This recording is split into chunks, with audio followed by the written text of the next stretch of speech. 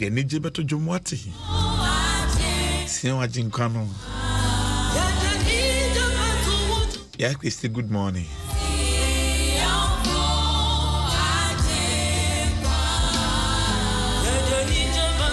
Yeah, Christy, a former senior producer of New Jerusalem.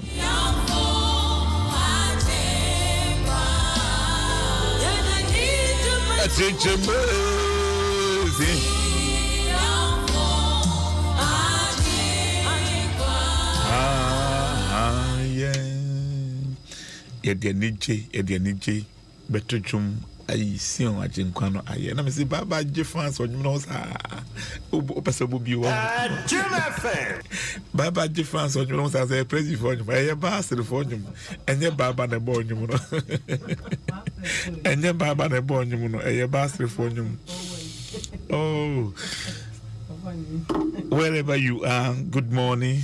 Good afternoon, good evening. It depends on your location. That is question K for you. Kwesi also for question K. Nyame asumdue nkan. Nyame asumdue nkan. Bishop nyame asumdue nkan. Baby I will be Mr. Kumasi, Greater Kumasi for Greater Crusade. Nyasa nketo akra Kumasi. Enti nyame nkamo na de moye no nso no entimi enyeyi. Patro ye na bra akra na oya chi Kumasi. Achi Kumasi. Na me fan chance so mabwa wutie yen titru ne me moderator Right Reverend Professor Joseph Obrija Boamanti ona ye basel fo nyina ye moderator odi mo moderate yen papa nyame asomdwe nka ho na me fan chance so ema The clerk of the General Assembly, Reverend Dr. Ninoy Odongo, Papa, Nyame Asumdwe Enkao, Ewe Yesu Christo Dim. Baby, I will be ano, Yachiao, Ewe Yesu Christo Dim, Nyame Enkao. Also, we said, when you say, yeah, Papa, back on Suffer back on a few. Also, so Nini and Dr. Clark, Erasmus Odongo. Yame Enfa Necraincy. Yeah. Former Bible Society. Bible General Society. Secretary. No, we are not the Bay Joe District Minister. Yeah. I can say Yame Enfa Necraincy. You bet question so as it's if for Mompire Mass of Union and yeah, President of Funko, but as of Union, on Kaiwom, one Pie Bumna, Uwono Yados. It's a Friday, last week Friday, next week Pepena, Papa Erasmus. A coy, I don't know, yet the Nebusia for a shira dance and a Cassina and Kawa. Yeah. Nay, Monday was Sunday, and so now also for back on so as I call it. Yamin, we are more stressing and that form. Okay. I was never until the whole been can natural no buy when I say I'm showing you answer near to me a conny into wow shaying and I say Upesa shaying and bra Adum 106.3 on Facebook na shaying me say mamba in fact mamba man I me cost but me who says the mamba no I papa nyame Instagram baba nyuma na o try ya say odi asa na nyodi asa na sare say ebreno so na aso ebreno so na aso ampo George Fiegu say good morning to you all, more strength and more wisdom. George Fiegu say I'm watching you from Amsterdam nyame Instagram baba I say watching you live from Ashaman who Ashaman na me mo Amsterdam kenchen wako say prophetic word anyway Otu Matthew say thank you Jesus on the baba to jumla sa on say jumla baba there asenya there I say erade medawase eno ye piaga gloria dakwa you I say mensume Isaac and I say I'm watching you live from kwasi ya show you mama na kro mi hu say Kata we say I say Kata Duha City Duha City okay Nyame nhyira wose won so hwe wa meeting mo din no be remember mo din ba Olivia say me hwe mo USA me hwe mo pa nyame nhyira Muhammad say me so me hwe mo e wo Norway oh that is the interest of the radio obi hwe in Norway obi so hwe in US obi so hwe in China nyame nhyira pa asem nyina mo bo amadwumade na ekoyie anapa de adwumade atudi ne ebreno so anaso na ye de ebrem no obahase ya me wo so for Kobas ono no covenant kan nanka wo redemption wo amusie so for say de eyi na fi amusie pamsho mo so mo hwe na munyi mi fi bola na so na me sima bre so obi fi amusie ho de me fi bola na so ozo ba cho ho de say de Adum na da roba ya hoye na so yes Adum last you going to me ama ba me say we all night and then I'm say akwa we pa all night now you understand no but if me can say and then so all believers all night into me fear e be say about from 12 to 4 a bottle of paper we say all believers all night also for Akwanda beba and stuff for Akwanda beba stuff for Michael osayenzo so ebeba so for Foliata ebeba so na kari nyina ba nti no bacho ya na wa hia sanso na cactus fresh one cry anything imano anything ono so obeba pa wa fresh cactus so wie ye nche ye cry so no ho anointing hey masa we say we say dey na say touch the anointing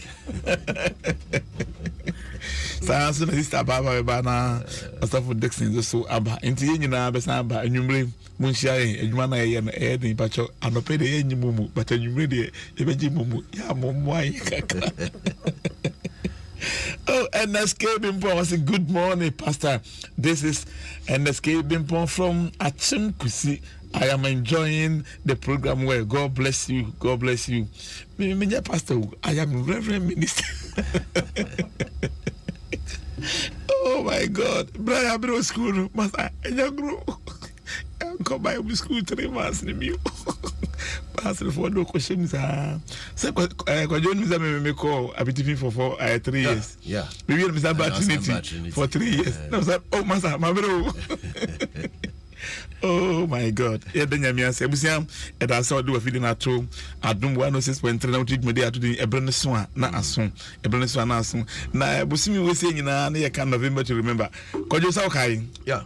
So Nyami Okai, Sarah, Nyami Okai, Abraham Nade, yeah, but Bompay Nishasi. Don't forget that was I no pay and ye mountain cron, you I come for now, Yama and Sierra the Wakai and Busi, yes, no one at the patching. One ma would the Afrati as a fool, as I ye in counting cron. I no paying so Yaba when him, Jesus, Yakan is the Radicasamiento, Mentoni, Radicasama command to you, Radicasa, yes, my Yabrabo. NCP with Jesus Christ team. Yeah, that was so be in your chance. Amen.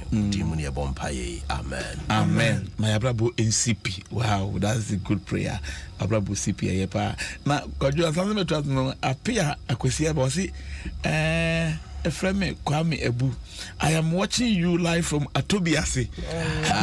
Atobiase no eye minim entom minim say bacho say eye entom de na wo kana fantom minim bla because many age word no Atobiase said e fa fom ko enya sangetwa say hopa na wo hwe me de bacho fantom minim kan na me say Atobiase kaira na wo kan ho asemi na me say eye mia unim me papa as on ma kwa masa di for ni Norway for nkwan kasa o say Atobiase first me kasa.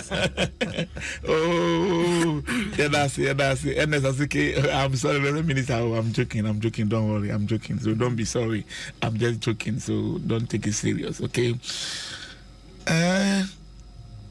Also, for Bompire, we and you say, Yamea Duma, you better a continent because program I have to the ability to announce no need na ya continent cover by baby edu ye no na nya military akwan say du baby a asafo no ye fa na me sensi wo na ye mompai na nempesi hwe fasting ne paibo ho kakra na yetimi tun safre amanfo na ifi ya woda kosi ifida memenda ne kwasi da na nyumire nyina no yetimi aye na ne mana adwumadi nkra na ye so interesting ne say ebra bubu ashi bet ye no so babia nyamede akobia so no so mo ye program no enti make say New Jerusalem for so SCC omo ye ne den omo me ka cho so mo no mo me mo kwara no ni nkomo no onyandu ha se ye na me ma no da kon for so mo so fa ni pa ko mbra omo bro so ma ye mienu enti Jerusalem ni ba pa ba ko so refuse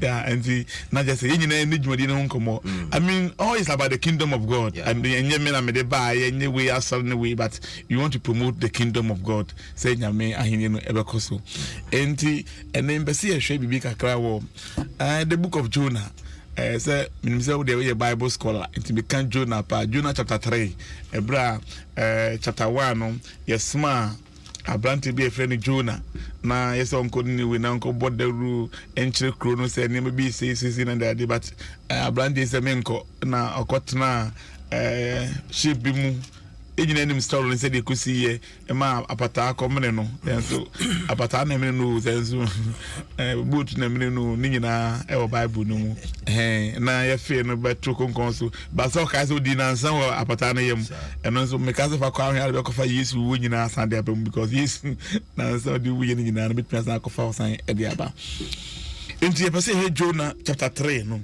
ebra video saka na dwen na video koye dem nema ohene no ma kroni nyina eyeye iwie nsa de ohema Esther Nehemia nso so be bata ho ono nso ne ni krofo nso eye di muada na nsa na nema sisi ye no ne atimi de ahwe but mamema former senior predator Mr. Daniel Dro Akwaba with my days papa mema Akwaba no pay yeah. And now, just what piece that you say, okay, see, we had BBC. Name no kwafo. Yeah, that is I say. Sounds na me evangelist Joe. Oh, I say evangelist be mo akaba amen yeah mo akaba o say de nyamiase asembe ba manzo so e wo ha sana ene me nkofo bi ball reserve say ya na yem pese be yem ma o studio because of anything. And so once again welcome to Adum 106.3 and the share a brand so anas music no ntina mbae brand so mama mabamu na ne won share amosma ya fabulous one anas no mo de atudwa na amanfo nyina so atumi ehu medase so yanko Jonah chapter 3 Jonah chapter 3 Baba bit ma kan verse 1 no na ati for ati ase so but Ibrahim yanko Jonah chapter 3 verse 1 going Yemu ya kenkan semi wo Jonah homa eti miensa chichemu baako eko na Erade asem ba Jonah nchen ni mpre nu so se sorry ko ni we kro kase ni mu na kopai asem America ma kire wo no kire wo na Jonah sorry nam Erade asem nu so si mu ko ni we na ni we ye kro kase na nsa na wodi twa ho hia na Jonah free ase hyene kuro no mu na nti dakro na opae se ha adedianan na niniwe ebutu na niniwe no je onyankopon diye na opae mu adedie na wofrefra etuma free won mu inipa kase so kosi won mu nkuma so pajomengo twaso ha na asam no dru nini we hini nchen no osori free nedwa so na oyi ni nguguso gu ho na ofra ituma na otena nsumu na oma wopai mu ka no nini we ohini ni netitire asem so ka se enipa ne efiebua anantwie ni nwan mfa hwenka won ano ma wonidi na wonum nso na inipa ne efiebua frefra yituma na wonsu den infra onyankopon na wonsane firi won akwamone so ni emim ade a ewo won nsem no ho obi nim se bia onyankopon besane na wahunu ne ho na wanu ne ho na wadane ne ho efiri ebufushia no ho na yanyera na onyankopon hunu won ne ye no na onyankopon hunu won ne ye se wasane efiri won akwamone no so na onyankopon nu ne ho bone a oka se odi beye won no na wanye Erade asemni na sinka Erade. Just quickly let's go Jonah chapter 3 you kind the whole of the chapter 3 Then the word of the Lord came to Jonah a second time, saying, Arise, go to Nineveh, that great city, and call out against it the message that I tell you. So Jonah arose and went to Nineveh, according to the word of the Lord. Now Nineveh was an exceedingly great city, 3 days' journey in breadth. Jonah began to go into the city, going a day's journey, and he called out, Yet 40 days, and Nineveh shall be overthrown. And the people of Nineveh believed God. They called for a fast and put on sackcloth, from the greatest of them to the least of them. The word reached the king of Nineveh, and he arose from his throne, removed his robe, covered himself with sackcloth, and sat in ashes. And he issued a proclamation and published through Nineveh, by the decree of the king and his nobles, let neither man nor beast, herd nor flock, taste anything. Let them not feed or drink water, but let man and beast be covered with sackcloth, and let them call out mightily to God. Let everyone turn from his evil way, and from the violence that is in his hands. Who knows? God may turn and relent and turn from his fierce anger so that we may not perish. When God saw what they did, how they turned from their evil way, God relented of the disaster that he had said he will do to them, and he did not do it. The word of God. Thanks be to God. Also for that's Papa. So quickly, but yem fanning na Obedi abeto Jonah 3 verse 10. And when God saw what they had done, and how they had put a stop to their evil ways, he changed his mind and did not carry out the destruction he had threatened. Okay, to be the better Ziadi, I might just a man for Papa Nyaminstrao, Mr. Pento, Baba wouldn't know, Mr. Pento, yeah, and to go, you're just saying, yeah, verse 8, no, when I am in Denu, verse 8, no, chapter 3, verse 8, no, or see, Brown, yes, I know, I feel or any man, a nipa, and moi. Na nipa ni efie bo frefre yituma na nipa ni efie bo frefre yituma na won su dindin frɛ onyankopɔn na won sani free won akwambɔne so ni emim ade a ɛwɔ won nsɛm no ho mo so what if verse 7 8 9 nyina eba na wo sa fe de ohenim emma degree but your Bible says we can degree or can so my just say the ten say niema na ekoso ni we nya me pese o se kro no abuada die akonche ne mpaibo emma nyame sisa na dwene bone o pese o de ye nkofo no eho na ohenim no so de em de say ohene yi na hintuma no egu ho in the middle of the baby, the chance that the Indian go free breeze, and I didn't answer me who's on your Bible, must say, breeze. I revive our way and well, we clean a bush and breeze,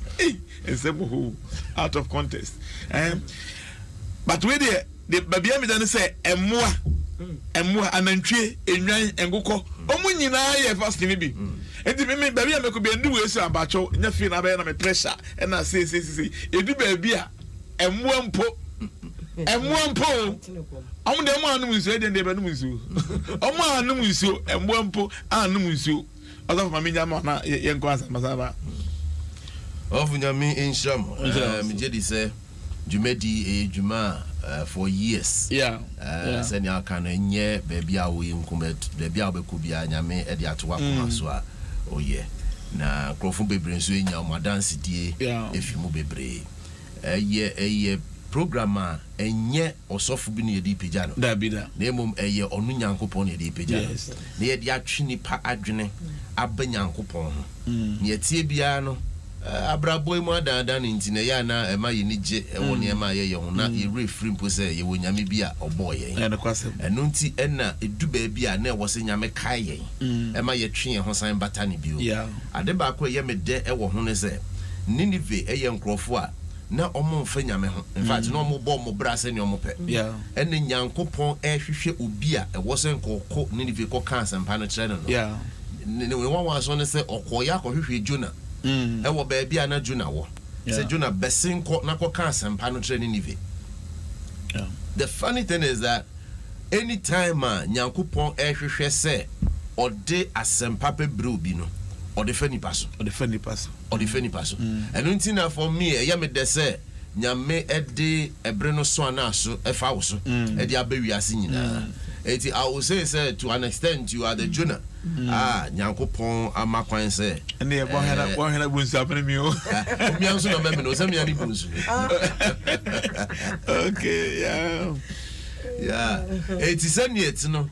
Nyankopon esuma Jonah emokwe na initial na Jonah empese obeko na nya ade a n'ani gye ho enema oyese okwo no akwa akofefefa ba bi kura ekutua ne ship roka ekotenem sa story no dey ebeko ho no mochi but the key thing is finally oye na adwen se oba no ne Ninive for aba bekasa no one go 3 days no mpo one got 3 days. One day. Created and send a child. Wow. One day or shas yape and I didn't catch a fire. Or shas yape and catch a fire. And when no cronum punija, or shas yenwa and uncle Fote, and almost in Samuel a coy. It's answer no be do the next a brono no cry no na asem need to hold it down.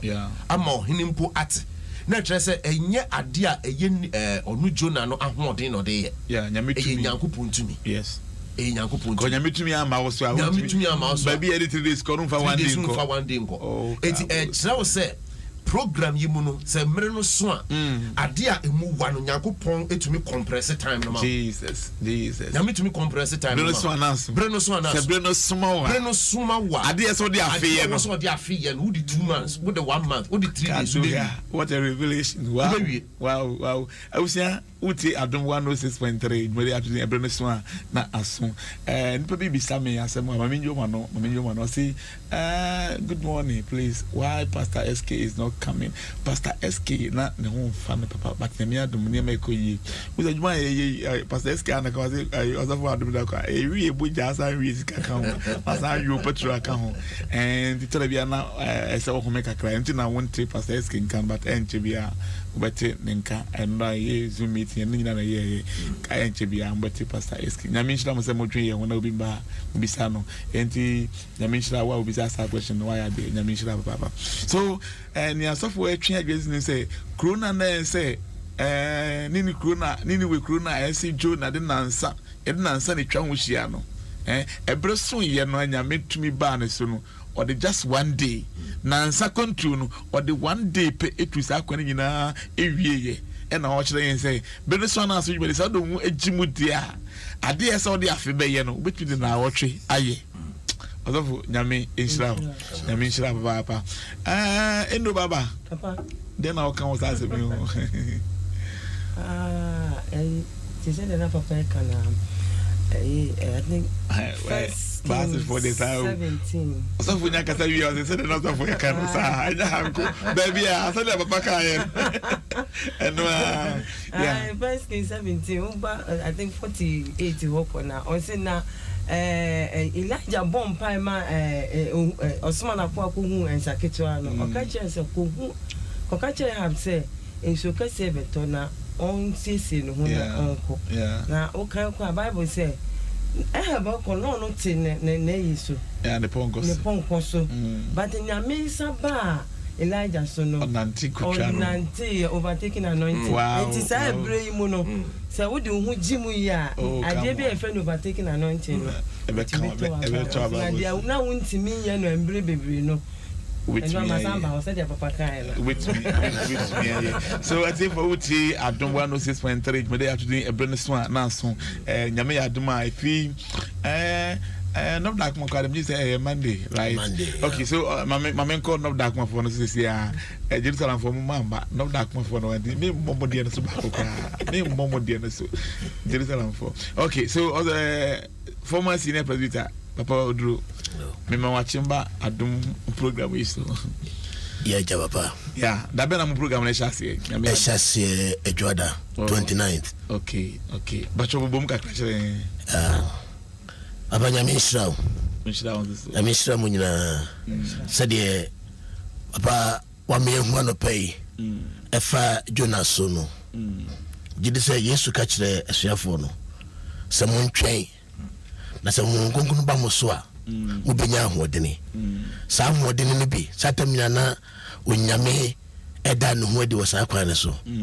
enunti ebra no so na asoin onyame asisi nipa edi amanema a o se ne ho anu onyam edi amanema enti obi biara wutie me emma woni da so ensa hun se onyame eka wo ho odwentwefo ne se se wo yi nani a na say onyame enyi nani obre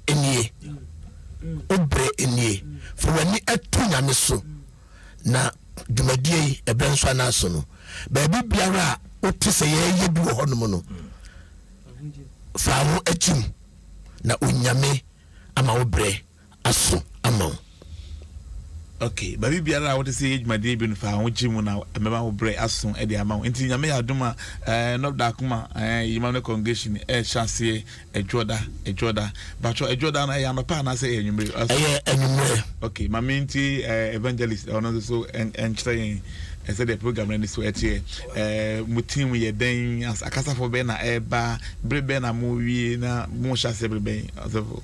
Okay papa, yes and was biom. Ya me ne don ase. Senior program ye sha se I sa gro no. Me kai time ye sha se for the first time. Na I say ya gro bi na ye ba bedi. But I can say on authority say if there's any program that has ever turned the church around, I am ready to announce. Now, I idea about Becca and few order. Now, I feel we know, yes, I say, okay, starting Monday, maybe Sunday. Monday, the way they be Monday, 29th year. I will Emmanuel congregation, love that come. And you made 6:30. And you made 6:30. Yeah, Pejatum. Now, yeah, the first 3 days, no, Sena. Now which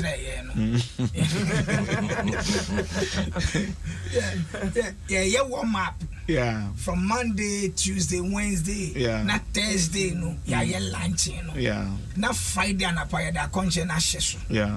Now fi Edia co. I could be any Sunday in your yeah, and the Friday number shall say anapa. Friday ni anapa. Anapa. No ma po. Okay. Saturday anapa. Na nenyumbe so yaba. Sunday anapa. Na Sunday no. Yeah, nyame bi ayeye no because yeji empire boy yeji prayer request na enwumre no ya nyina ye pia bontin ababe block road no na ya dimbuchi a we yen use gas dimbuchi a esika kwani fifi na the prayer request na egu na afi ye empire boy na ayeye ene enwum to ashase enshi. Now, can Revelation and Bible see the prayer of the righteous? A so our prayers will go up, and I feel when you team I usually we are for signs and wonders. Okay, the tree by then. Embrani so na so afi weni can say yedama ensenchene any anwanwoma ensenchene ni anwanwade yo that's papa nyame inshira ba ku bia okaya ye radio so just see 5 minutes was go block kwan but you man go block kwan you can block the road you can block the road but me people bia mbiti me di ahye ade na ma etimi ayi na go block the road there it's against the law. We don't want to break the law. The law is working. Some guys say IGP that part or monitor so you can block the road. Waste our life. Yeah. So sa consider do a prayer request na no na ya so buche de agum na de anocho agusu na ya so na bra na we see ni kosoro no people are crying, people are praying to God. When you show when it is time of God for you to act. And also with him baby we pan baby finish Psalm 119 verse 126. I said Lord, it is time for you to act. Because people have broken your law. And the bread we see nyame baby. So a baby do so kind nyame it is time for you to act. Also with him say yebrene ya so but with him so o hwe Bible mu a o ko Genesis chapter 15 na nyame nyine Abraham ya pa say monko be ko akoye enkwa museum for 400 years. But I won't feel one on 430 years. Say, oh, Bresson, not say, well, but oh, baby, no, the other day, one said, Daniel, they discovered 70 years to do, you know. Bible says, I'm going to Chronicles, not saying, Yamapros or Kayano. Can do have my boss in there. So, when you better, if you Chobacco, Yamade the bread and a year Juma. Or the brain a year juma, and that's why any American say a woman said wouldn't answer so bompai. When you read Esther chapter 4 verse 16, a brand Esther so him and a couple of this person Mukumona direction. And then say Esther call him or the meeting called Sahake. Now Gadanko for us one column Bible for 3 days. Namuya made the side call him and Namum Rasu. And Namum Rasu. And one of say if I perish, I perish.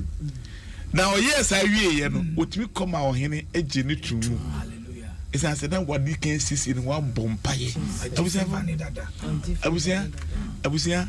ɛfa mpaebɔ ni agro ɛfa akɔnkyene ni agro obi nko tuma ma ɔsɛ saa de we si de na de ban just akɔnkyene ɛne mpaebɔ o bible no nya wo sɛ ba mpaebɔ no nko na wɔ mu akɔnkyene ni hɔ o bible no nya mo sɛ ɔde mpaebɔ no nko na ba but ɔmo mu kita bible papa no sɛ saa de we si de just na de ban no just akɔnkyene ɛne mpaebɔ so gyadie bi wɔ hɔ a ɛyɛ akɔnkyene mpaebɔ yare bi wɔ hɔ a ɛyɛ akɔnkyene ɛne mpaebɔ ohia bi wɔ hɔ a ɛyɛ akɔnkyene ka do ha babo ohia bi wɔ hɔ a ɛyɛ akɔnkyene mpaebɔ pacho nyane mane nyina keke wo masa obia ya akɔnkyene bɔ mpae o but ye de nyame asɛm ka ho bi Jesus na ye de bɔ mpae nansa abusia Friday ye share de say Thursday that is 2nd December Friday ni famous holiday minimum say aban de be man there or the man there ho interno holiday pacho we nya kwan a mompa bi nya kwan ayare we nya kwan a mompa ya bi nya kwan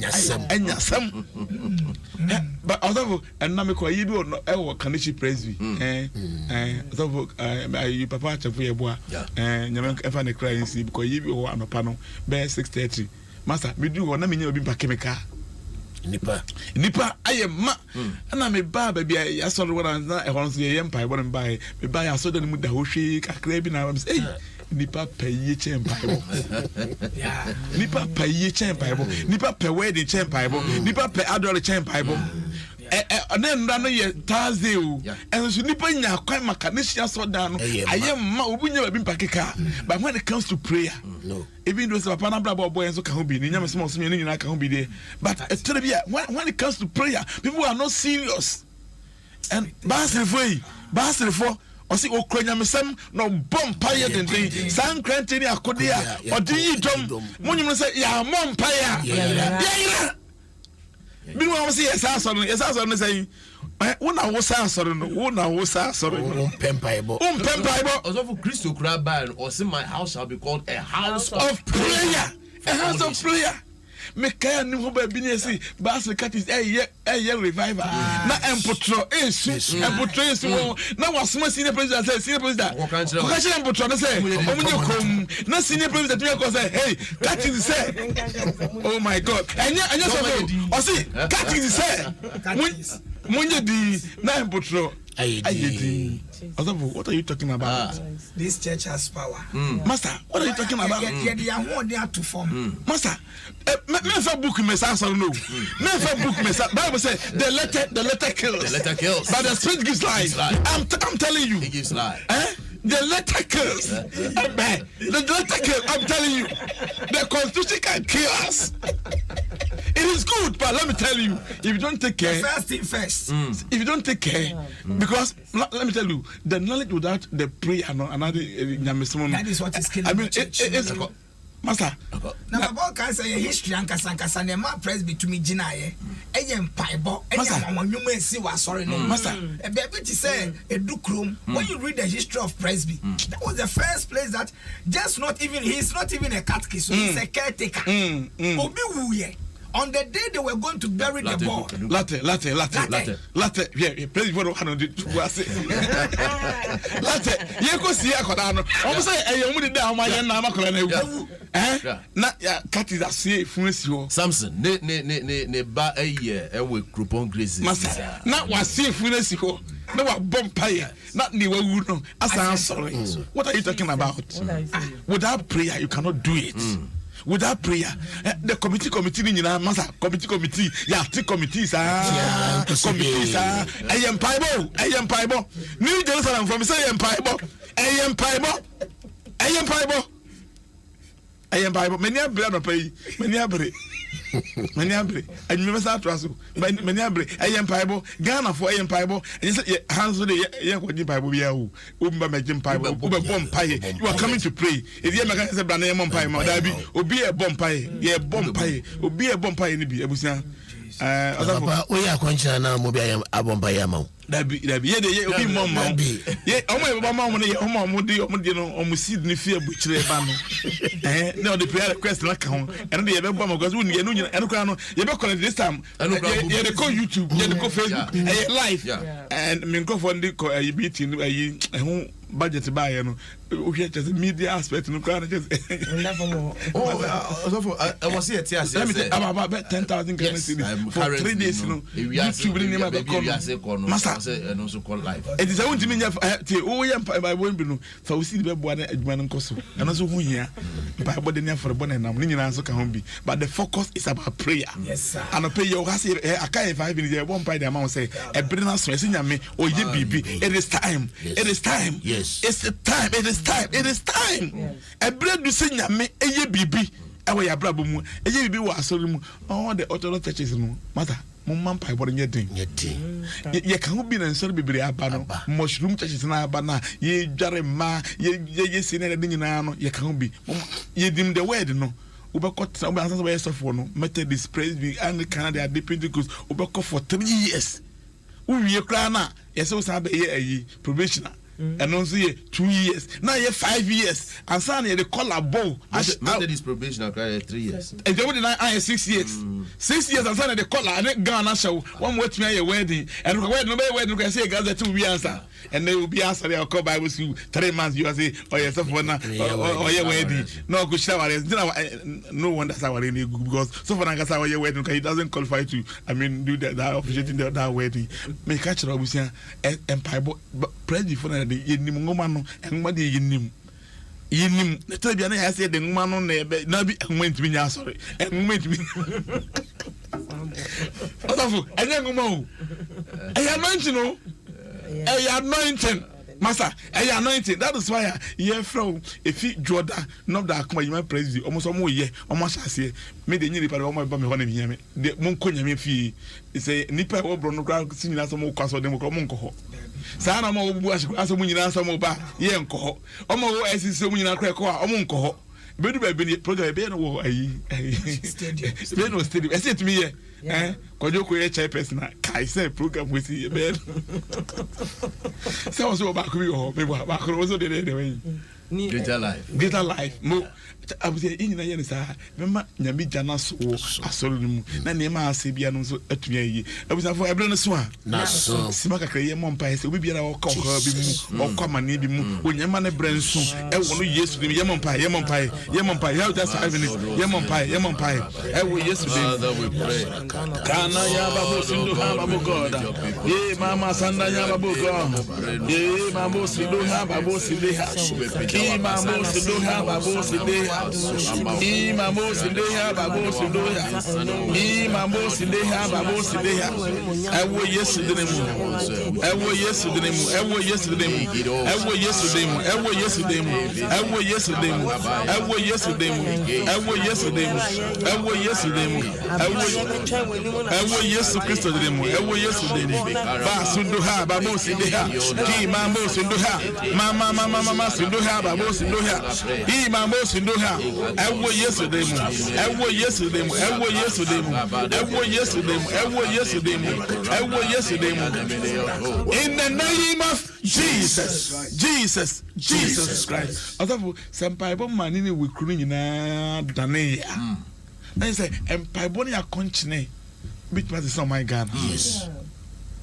bitmas community no sa LGBTQ+ na nyina no masa empaibo ye djuma wose kwan empaibo ye djuma sa ne mafunu nyina ntsaye mamu da empaibo ye djuma start mi bom paye ma akonchira mo ye ntinu otumi kokoye ohima obi cruise what are you talking about empaibo is sanema let's run up your brain just a minute and run up nya meka dia ka ho ane se akonchire no so nkrofo fa ho njim akonchire fa ho njim enya mpaye no ngo ma yiro ho na kire ho kom ni enti ete sa ne se ni pedua no wo kire ne kom a esa press ni pedua na ho ho ne pedua akosroko eti so otumi sa press ni pedua na ho ho pedua eno na afi utumi di ho niema eso but e wo se ni panso ti ase se ewiase e controlled by ho eti se wo to ho tumi pedua na ye kese a e ho na afi unya control e wo niema a wo fa no so eti mpaye no so obi anfa ne hunjim nyame bi sha nyame inshallah 30 seconds papa Oduro 30 seconds yo said the eka akonchensem no enya fe na obi beka se ana me pressure ana me BP ana me osa duro kese eya akonchi ne mpaibo nti wo a wo osa me challenge you se fa wo ho agim na wo wie no na nyame asawere amen. That's it. 30 seconds 30 seconds na ya kanyira ni se emre na so watra ho ache fi general besi emre na so sorry na ma ho ni so na onyame ebeje. That's papa example what a former senior producer Daniel Oduro said a film station manager or Mama Petro Cratch some cranny me just say out of sight out of mind people ask so mommy and why mommy coupon I won't call but not so mommy coupon and I would say Evangelist Jones so enka Baba and Evangelist anything on the ambassador number 12 4 hours you don't bomb pies I could say nyame be shene when and they all believers all night busia botwe akasa for bebre e ba dwumadina say minim se mo Emmanuel Pepra prophet obeba ho okay yanso ho no waja to so ba ho ya mo kanya se hwe yi na wa mesi ade no time no de ama no ni so ye de ni so sa ne mane ane ye mpekra o program no mu esa hadwin ssa program and why be so Christo dia so eba kokrobite no so eba and why be Enoch Achim okay ono so eba okay e de nyame asese sankofo ni na eba nyame aduma yen so no chairperson kasa Reverend Enoch Jepobi kwesida no ono ba wi anopade no e de amaye na Bishop Dr. Usansan so wi anwumre no e de amaye Bishop ba mienu